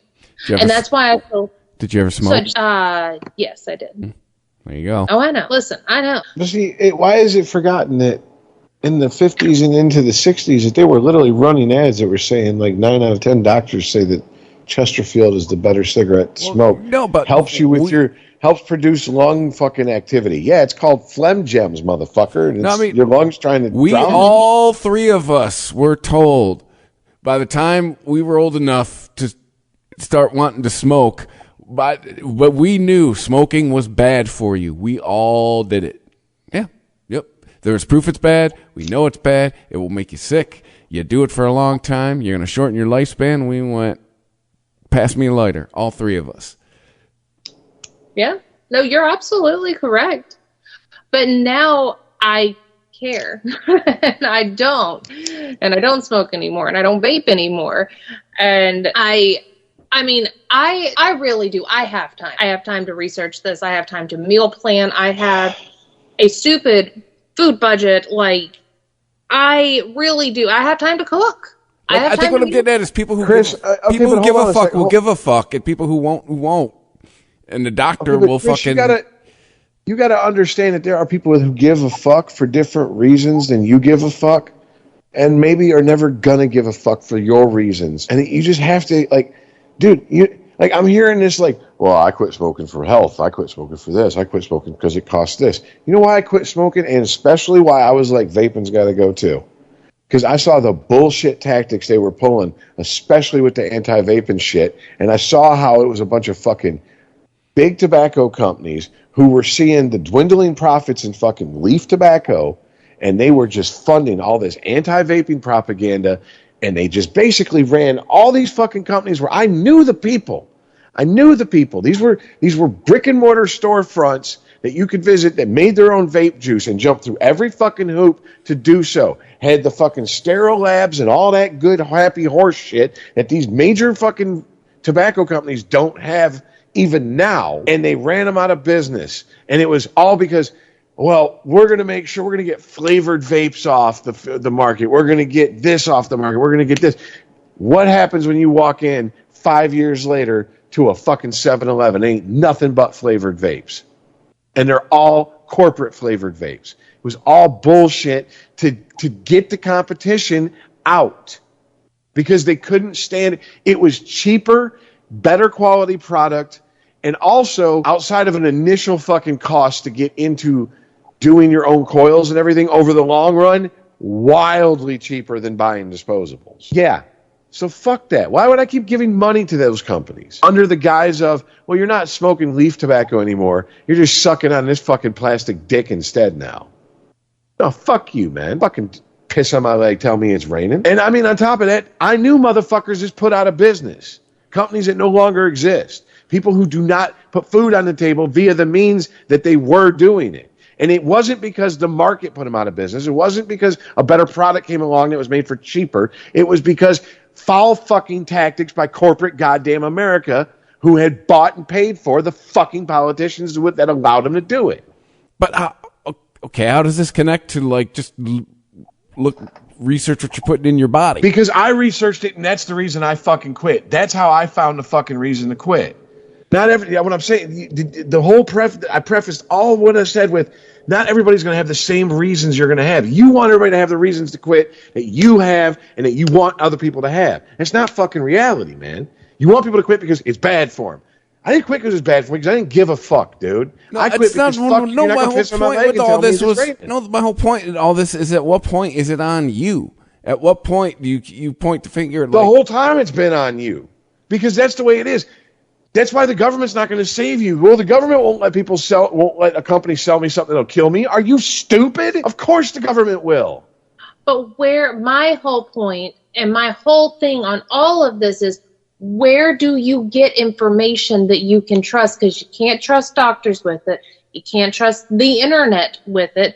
How do you find a source that will tell you what is okay and what isn't? You have to make sure it's a reputable source. I mean, Jess, I feel now we're straying into a you problem. Like, if you don't believe anything, then nothing's true. What would you consider a reputable source? Well, for starters, something.org means it's not for profit. I mean, okay. Several sources that generally come up with the same, if there's smoke, there's fire. If several independent things all come up with the same conclusion, I'm going to go, all right, logic dictates that's probably the conclusion. I mean, I can tell you this. This is from talking to my buddy Doc. In the fields that he's in, the research fields he's in, the exact same arguments about the validity of sources happen on a much smaller scale, but the exact same ones do that happen on a much larger scale. So the idea that there's settled science and everybody's in lockstep holding hands singing Kumbaya behind the scenes is a fucking fallacy. People need to realize that. On heart.org, canola oil is listed as a healthy fat. Now, I mean, if you want to really go down a rabbit hole, why would the government fucking look the other way on something like this? Well, does the government... Farmers, yeah. Do politicians get paid off enough to look the other way? Okay. Also, does this grease the wheels of bureaucracy that basically justifies these people's own existence and jobs? What problem does the government solve to where they're no longer needed? Go ahead, I'll wait. Oh, that's right. No, they're salesmen. They create problems and then they solve them. So, yeah, that to me, that's not even a conspiracy theory. Why does the government look the other way? There's multiple reasons why the government looks the other way and allows shit like this to happen. And why shit like this is allowed to happen and will continue to be allowed to happen. Well, Jess, same question back at you. If nothing's reliable to you, what's reliable? I have found a handful, probably about half a dozen people that I trust that I follow. And I cross-reference things between them. And a lot of them are people who stepped away from medicine, like being medical practitioners of one way or another, because of seeing what medicine was doing to people, like what just traditional medical advice was doing to people. All right, real quick, Jess, this is not a personal attack. This is this is my personality. This is saying what what is happening. You've built your own echo chamber built with people that are telling you want to hear. I mean, maybe. Yeah. But they have done the research that I don't know how to do. I guess for me, like, my example, I'll give you like energy drinks. You know what the research I did? I looked at the back of that can and went, I don't know what any of this fucking shit is, and I've been drinking it for 5 years. I'm going to stop drinking this shit. That was my research. Well, fair. Like, and everything has 10 letters. Who knows what this is going to do to me when I'm 40? My only retort to that would be just make sure you're getting your coffee beans from someplace that you're not getting coffee beans covered in fucking chemicals and bullshit to the point where you might as well be drinking a fucking Monster. You know what I'm saying? Which, I mean, I guess is not that hard to do. Basically, don't buy bottom of the fucking barrel coffee. Yeah. And you're good to go. But I mean, I do know people that drank bottom of the barrel coffee for a lot of years. And I mean, it's like... It's like when you go to Tobacco Road in certain part that's the Carolinas, right? Wow, I just had a brain fart. Jess. Yeah. Tobacco Road, that's in the Carolinas, right? Mm-hmm. Like that stretch where they had all the tobacco plantations and farms and shit, and that's where a lot of big tobacco that came out of that part of the country. Yeah, North Carolina. Yeah, you go to those parts of the country. At least you used to back in the 90s, maybe even in 2000s. I think I even did this once. You can buy less than like grade A tobacco or whatever the fuck is like your regular old Marlboro or Newports are. You can buy a couple grade steps down. Oof, is this some rough tobacco? You know what I'm saying? Like, ugh. So it's like, I don't know where I was going with that. Anyways, fuck it, whatever. So we've sat here though, and we've argued for about 20 minutes, half an hour, about where to even find out what is healthy versus what isn't healthy. Now, let's say you figured out what is healthy, right? You know what's healthy, and please contact me, reach out to Chris. I would like to know. but you have it all figured out, and you go to buy it now for your family, and it's so much more expensive than just normal ass groceries that fed your family. So that also you have people who don't know how to get the knowledge, and then if you can get the knowledge, then you have the financial aspect of it, and then you also have the time aspect of it, of preparing every bit of your own food, because you're not going to get food that is affordable and healthy in a convenient way. And see, that's where I was saying, this is where it's on you, which is, I said at the beginning of this entire exchange, that's when it becomes on you to do your own footwork and to put yourself in a position where you're going to get disappointed, and you just have to bite the bullet and go, am I willing to do all this bullshit to eat home-cooked meals that I cooked for myself, or do I put in the legwork and the time, and I bite the bullet, and I pay the little bit extra, and I find good quality places that I can go to, that I trust the ingredients they're using, and that's the route I go. You see what I'm saying? Either way requires something more than just, let me fucking go to McDonald's because it's right there. Yes, but I mean, take a family of 4 and have them all eating at a place that is, you can pay a little bit more, you know? No, I'm going to jail for child abuse because motherfucker, you're going to eat what I'm just saying. I'm going to have to go. You're just going to have to put me in jail. And I'm going to beat my kid. Sorry. I'm going to Bernie Mac down. Beat him to the white meat show. I'm going to beat him. I don't give a fuck. Eat that. Oh, and the point I was trying to make earlier is, like, you know, I do have all this time, and I feel like I have a bit of knowledge about it, and I have some resources, and it's unattainable for me with the time to research and the time to cook and the time at home to put into this. It's unattainable for me to feed my family the way that I want to. Can I say this real quick? Yeah. There's no fucking magic answer. You're not going to make the magic meal that's not going to take any fucking more time off of your life than it was going to already. You're not going to find a magic meal that's going to extend your life. That's not how any of this shit works. That's not what I'm looking for here. The point I'm arguing is the fat at any size shit. Healthy at any size. And how I feel like it's being pushed for a reason. Okay. Because it's unattainable to eat in such a way that if you just were to cut out a dessert, you would start dropping some weight. Well, let me either explain, clarify, or revise, depending on when I'm done. You can fucking apply whichever one applies best in your mind to what I said. I guess what I'm saying is that I feel like everybody picks their own poison and then fucking acts like they're doing, like, somehow they're better than somebody else because, well, I don't drink Monster, but I still eat at McDonald's. But Trey, I don't drink Monster. I've actually heard people used to be a co-host on this fucking show who would argue, well, I drink Monster and not Red Bull, so that means it's better for me. Okay. So you see what I'm saying? Like it's, well, I don't smoke, I don't do this, I don't do this, I don't do that, but I do this. Okay. So everybody just that's what I'm saying. There's no magic fucking formula. So everybody just calm the fuck down. Make your peace with whatever vices you can't give up, and give up the ones you can. And do the best you fucking can, because it's all we can do, because it's all that we're set up to do in this fucking situation. There's going to be no magic solution where you press a button and boom, everything falls into place, everything aligns, and everything becomes easy and affordable. If that was true, communism would work, but that's never the end result. That's not attainable with humans and human nature. I mean, Justin really could get into, like,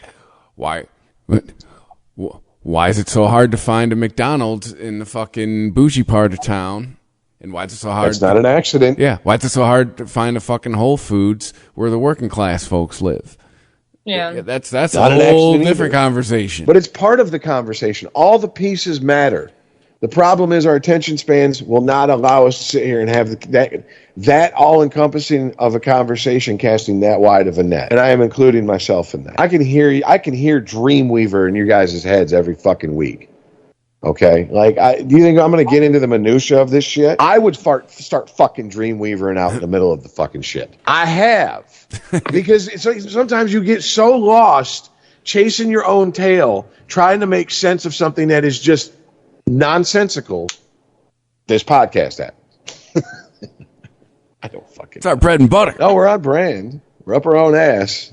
Well-worn carpet up here. For the record, I try to avoid the carbs. It doesn't happen because I like things with gravy. But sugar, I definitely try to actively not consume. But again, same.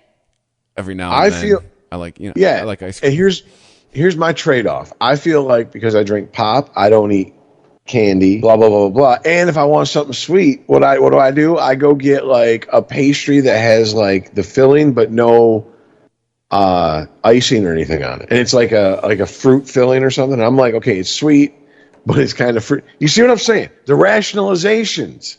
This is what we do.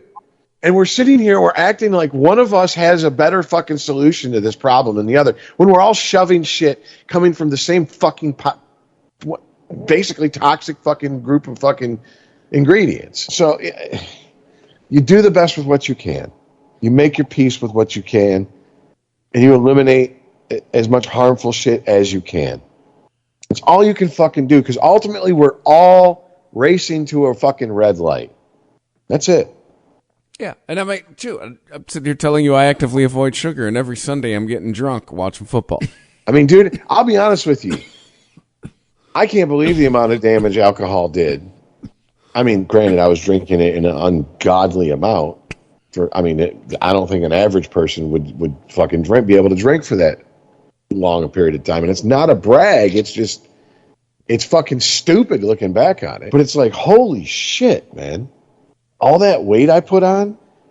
But then it's like I sit back and I go, how many fucking empty calories were you hammering down? Oh, yeah. And then eating a fucking meal of I'm hungover or I'm drunk and I'm going to go pass out. Either way, not good. So, yeah, it made sense why I put on all that weight. When I stopped drinking and when I stopped eating like that, wow, the weight started coming off. Mm-hmm. Shocking. Trust me, that's what I know. A shot's like 100 calories. Coors Light's like 120 calories. But I mean, here's the thing. I never gave a fuck about that because I just wanted to get drunk. When I stopped getting drunk, it wasn't because I wanted to get healthy. I wanted to lose weight. I was like hoping that would happen. I wasn't counting on it happening. That's for goddamn sure. I just was tired of feeling like shit from drinking, dude. But if the end result is a positive, a net positive for me, you know what I'm saying? Like, dude, I get it. My last few mornings after, I've been like, why do I keep doing this? I don't have to do this. I'm sorry, man. It doesn't get any better. No, it really does.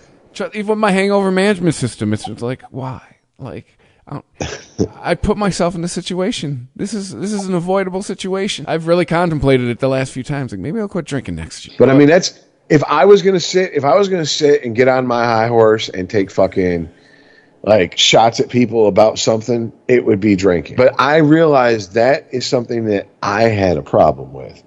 I can't attribute my relationship with alcohol. Holy shit, I'm going full millennial with my fucking wording here and phrasing. My relationship with alcohol, I can't attribute that to everybody else and act like that's the same relationship they're going to have. Because I have buddies who hardly ever drink and are pushing 500 pounds. And I'm like, bro, how? How much are you eating? And how much are you not moving? Yeah, that's what that is. That's lots of high-calorie food and not a lot of physical activity. And I'm not laughing at their situation because here's the thing. My struggle was with alcohol. Their struggles with food. End result, still the same. I gave in to my demons, for lack of a better fucking term. I ended up wildly fucking unhealthy and out of control with my weight. They do, same result. I, as a drunk, have a lot more empathy for them than I have for other drunks or myself. Why? You need food. You don't need booze. Easy for me to play the all or nothing game. They have to walk a tightrope. I never will have to walk with that particular demon. So, yeah, I got empathy for people who struggle with their weight, and it's not due to alcohol. And it's really easy to spot them because you see fat drunks, and then when they get sober, they get skinny real quick. Well, relatively quick. You're like, oh, you weren't a pig. You were just a fucking drunk. Yeah, okay, cool, got it. So there you go, dude. A little bit of insight into my bong and malted hop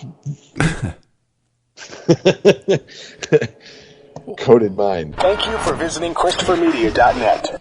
Selling your car to Carvana is as easy as... As easy as pie? Sure. All you have to do is enter your license plate or VIN. As easy as a stroll in the park. Okay, then just answer a few questions and you'll get a real offer in seconds. As easy as singing. Why not? Schedule a pickup or drop off and Carvana will pay you that amount right on the spot. As easy as playing guitar. Actually, I find that kind of difficult. But selling your car to Carvana is as easy as... Can be. Visit Carvana.com or download the app to get an instant offer today. Well, shopping for a car? Yep, Carvana made financing a car as smooth as can be. Oh yeah? I got pre-qualified instantly and had real terms personalized just for me. Doesn't get much smoother than that. Well, I got to browse thousands of car options on Carvana, all within my budget. Doesn't get much smoother than that. It does. I actually wanted a car that seemed out of my range, but I was able to add a cosigner and found my dream car. It doesn't get much... Oh, it gets smoother. It's getting delivered tomorrow. Visit Carvana.com or download the app to get pre-qualified today. Introducing Carvana Value Tracker, where you can track your car's value over time and learn what's driving it. It might make you excited. Whoa, didn't know my car was valued this high. It might make you nervous. Uh-oh, market's flooded. My car's value just dipped 2.3%. It might make you optimistic. Our low mileage is paying off. Our value's up. And it might make you realistic.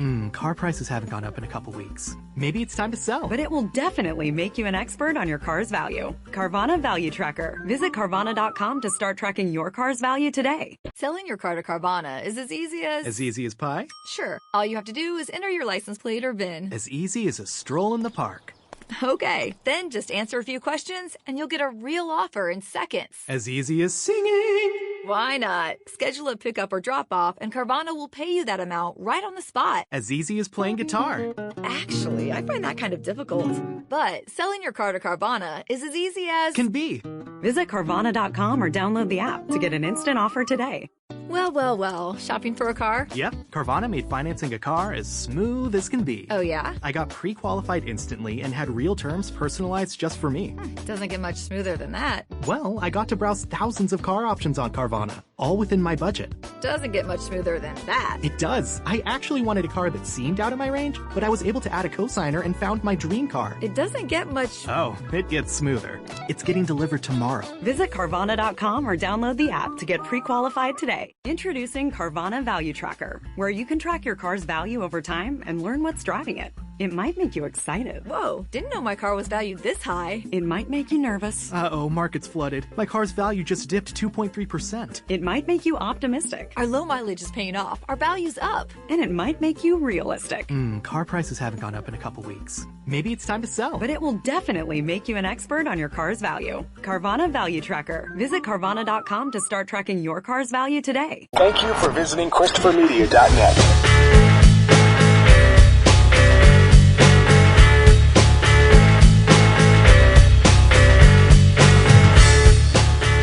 Oh, it's something.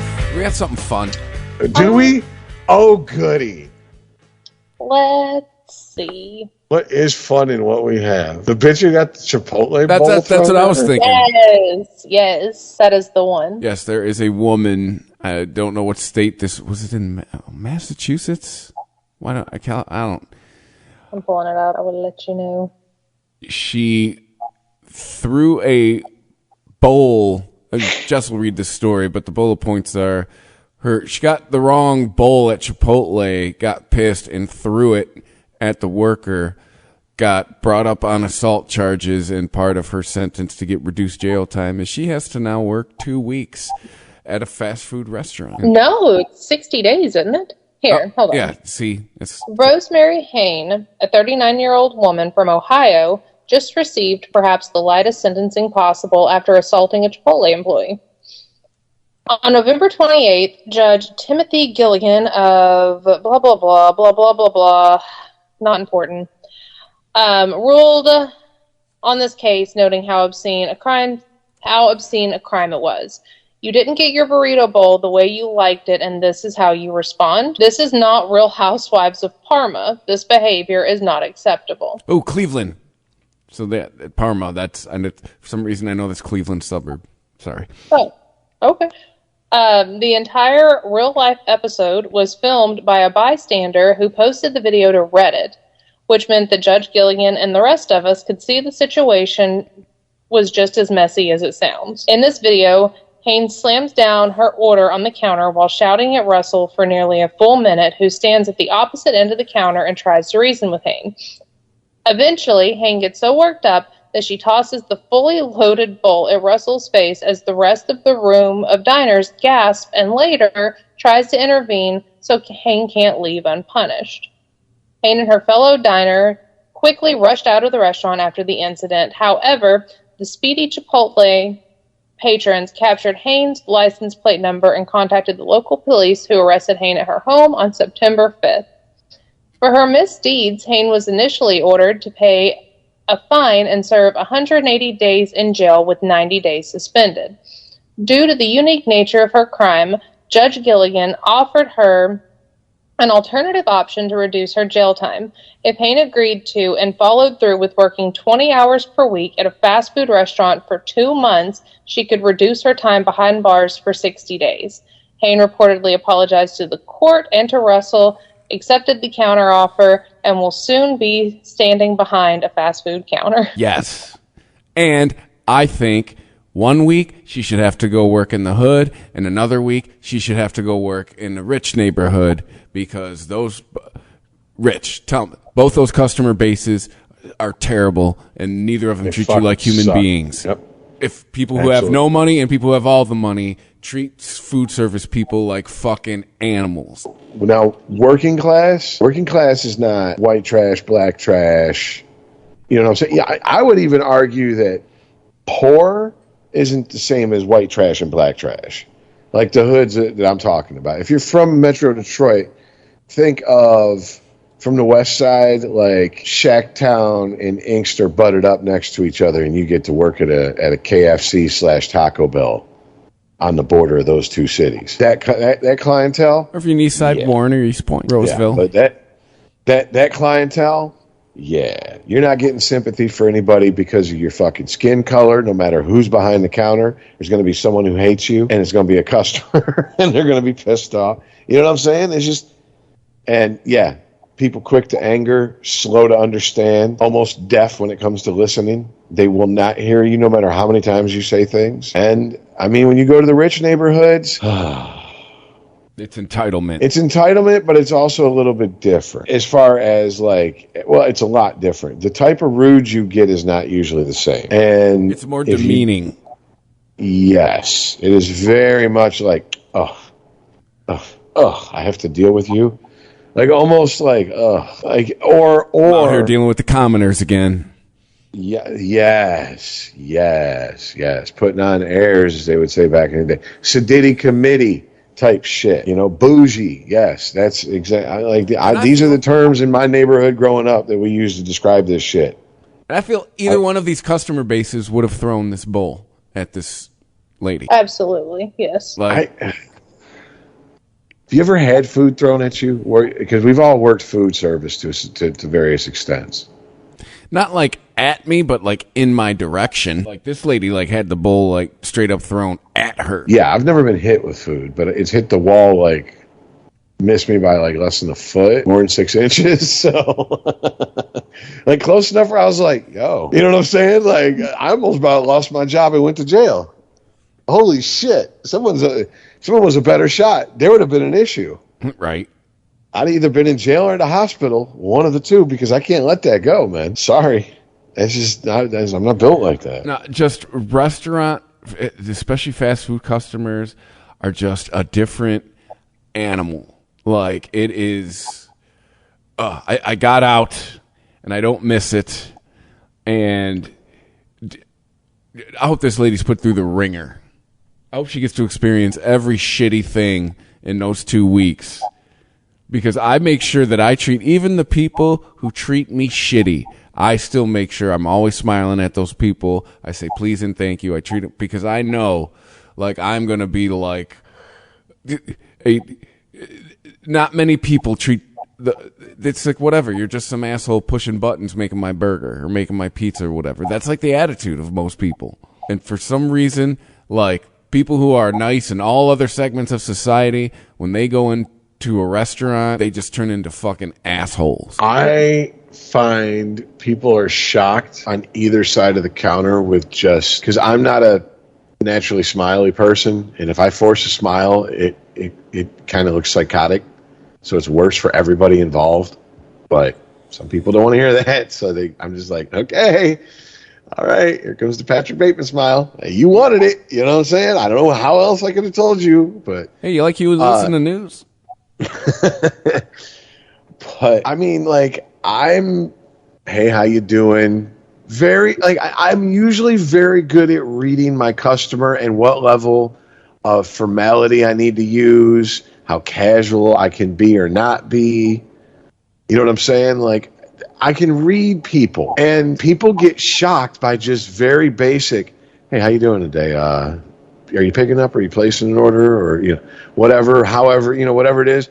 Oh, yeah, that'll be this and this and this. Will that be cash or credit? Okay, well, hold on one sec. And they say, okay, you're good to go. All right, here's your receipt. And, yep, hey, here's your food. You have a good day. And they're like, oh, yeah, you too. And I'm like, it can't be that remote of a fucking experience for people to hear have a good day anymore. Dude, but I'm starting to pay attention, and yes, the fuck it is. I'm almost 10 years removed from going into a gas station on Long Island using please and thank you, and the guy behind the counter goes, who says thank you? I was like, what? I asked for something, you gave it to me, and then I said thank you. It's pretty basic general politeness. Like, and here's the really strange part. When you talk to people who have either traveled or people from other countries, and apparently certain European countries, the American default, hi, how are you today? That is not expected nor ever been expected. Like, you walk in and they are literally there just to serve you. That's it. They're not there to tell you to have a great day and make you feel great about yourself. And it's that, sadly, to me, that is the baseline. That should be the baseline expectation when you walk into a place of business. I understand this is a transactional relationship.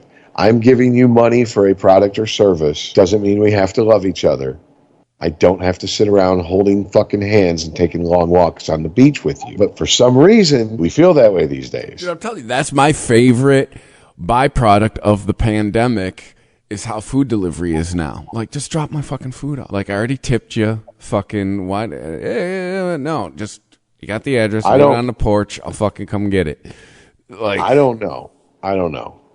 To me, that's just people who were like, you like that, I like that. Both of us don't treat people in the service industry like shit. The wrong people take advantage of that, in my experience. You know what I'm saying? Non-tippers, like chronic non-tippers, yeah, no contact delivery all day long. Why? Because they don't have to look you in the eye. I get that. But like I said, people like us, we're good customers. We understand the give and take of the transactional relationship that we're involved in, being a customer. Yet we're so fucking sick of this shit. We opt out, leaving who? Right. Shitty customers. There you go. That's your problem. So, and I mean, I wish that it would have been like, okay, you got to work 60 days, and that's not 60 days from your hire date. That's 60 motherfucking shifts of 4 hours or more, okay? And you want to do doubles? If 4 hours is the standard shift there, no one except for management works more than 4 hours. You want to work an 8-hour shift? We'll count that as 2 shifts. We'll make that set aside for you. However, if at any point you quit or are fired, you spend the rest of them in county jail. I don't know that she wouldn't just pick being fired after a week or two. I'm just saying county jail ain't like fucking going to state or even federal. County jail, depending on where you're at, can be a nasty fucking experience. And for a woman, it's not necessarily the treatment as much as it's not exactly the healthiest, most sanitary environment you're going to find yourself in. You know what I'm saying? Like, right. I'm just saying, if you're of a certain age and you're female, you might need products if you're doing 60 days at least twice that aren't going to be easy to get. You know what I'm saying? So, that's what I'm getting at there. That's fair. I'd rather just put up with customers, man. If I was a chick, I'd be like, man, trying to find tampons or pads in county versus you want fries with that? You want fries with that? Yeah, I'll make sure they're fresh for you, motherfucker. What'd you say? Nothing. Yeah, coming right up. We got a blue governor now. They probably get a fucking box of Tampax Pearl as soon as they walk in. That's only if they're trans. Sure. No, those have their own name, remember? Man ponds. Yeah. I'm telling you, Big Black's rolling over in his grave like, that was my idea, but that's not how I applied it. Telling you. Irritating. Like, I want Rob, I don't really care for Rob Dyrdek, but I want him on behalf of Big Black to sue these people for using the term man ponds. Anyways. All right. So, we're to the point where we're talking man ponds. I think it's time to go. Yeah. Let's go to at Gen Exhausted Pod on social media to find us. Go to ChristopherMedia.net where there's a PayPal button if you want to help us out. A little bit of commerce. It's the holiday season. You know, if you're feeling a little giving, you should give a little to us. And if you have the ability to rate and review the show wherever you listen to it, please do. It helps other people find the show. Please, thank you. I appreciate you listening, and we'll catch you next week. Later, guys. See ya. Me and Fast got the gas, we out to rob the bank. We got Steve outside, counting full pack, and everything's cool and everything's smooth. Hey, that's smooth. I walk up to the teller, I give her the letter. She gives me the loot with puckered up lips and a wink that I found cute. And I said, baby, baby, baby, is there some karmic G-love thing happening here, baby, or what? By that time, Fast at me with the 90, said it's time to blow, you know. So out the door we go, back to the ride. Steve inside in the lot, and off we drive. See, I hurt my lower lumbar, you know we never get far. Riding around in a stolen police car. So we dropped it off and piled in the caddy. Steve was driving, cause I had to talk to my man. Look, I don't know anything about any fucking setup. You can torture me all you want. Torture you, that's a good idea. I like that one. Running around, robbing banks, all whacked up with stupid snacks. Running around, robbing banks, all whacked up with stupid snacks. Now I don't give a fuck about the Hell's Gate, ain't punking the crowd, man, I'm still standing up straight. So we pull these jobs, make a little money. No one gets hurt if they don't act funny. On the way to the yacht, we almost got caught. Fast shooting mailboxes, knowing where the cops is, yeah. They at the Dunkin' Donuts, adjacent from the phone whose mailbox Fast had just exploded. They gave chase from our man Steve's and Ace, and we lost those brothers with haste. We cast it off, and along we went off Bermuda to an island resort we rented. Jonathan, I need you cool. Are you cool? I am cool. Running around, robbing banks, all whacked up with stupid snacks. Running around, robbing banks, all whacked up with stupid snacks. Running around, robbing banks, all whacked up with stupid snacks. Running around, robbing banks, all whacked up with stupid snacks.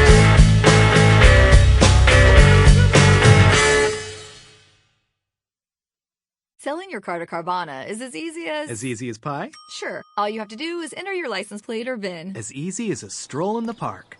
Okay, then just answer a few questions and you'll get a real offer in seconds. As easy as singing. Why not? Schedule a pickup or drop off and Carvana will pay you that amount right on the spot. As easy as playing guitar. Actually, I find that kind of difficult. But selling your car to Carvana is as easy as... Can be. Visit Carvana.com or download the app to get an instant offer today.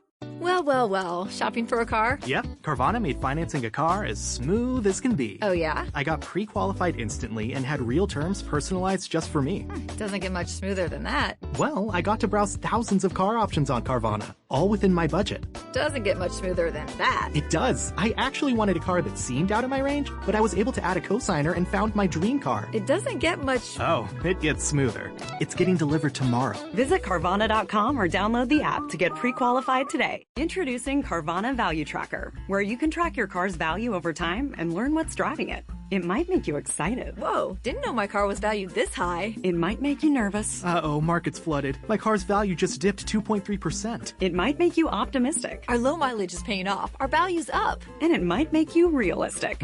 Car prices haven't gone up in a couple weeks. Maybe it's time to sell. But it will definitely make you an expert on your car's value. Carvana Value Tracker. Visit Carvana.com to start tracking your car's value today. Thank you for visiting ChristopherMedia.net.